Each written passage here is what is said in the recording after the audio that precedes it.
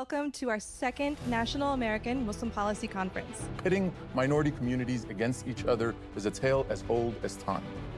Wadea Al-Fayumi is an example of what is happening in this nation, of what is allowed at the highest levels in this government. So instead of understanding Islam, and by extension, the world's 1.8 billion Muslims, as a complex global religion, Islam is maliciously flattened and oversimplified into whatever the latest non-state militia or insurgency group that has arisen in a Muslim-majority country that threatens Western hegemony in those locations. You know, you can look up the Office of the Director of National Intelligence on the State Department website, foreign terrorist organization. 98% is Muslim. So it sure does look like the United States is singling out Islam.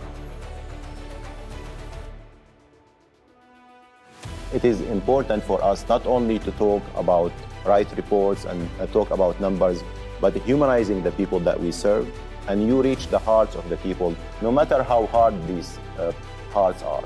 How do we make sure our public officials understand us and more look like us? And how do we make sure our data and our stories drive equity and action? Policy is people. And so what values do they bring to their decision making? That means you need values-based representation, not just representation. We're in a moment where we need diverse voices. We need you to be experts in policy, and we need you to diversify the rooms where decisions are made that directly impact us and our communities locally and abroad.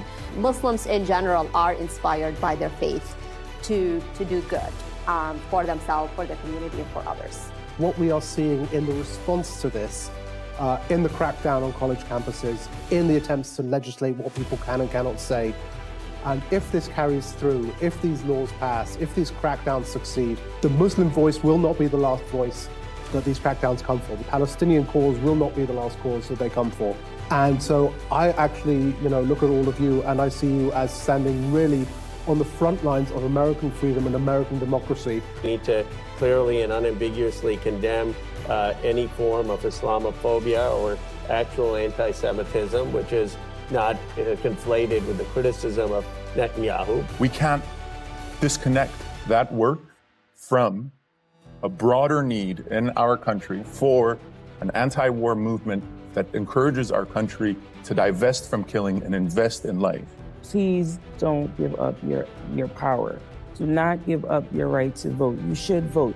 Do whatever you have to do to make your voice heard in this election.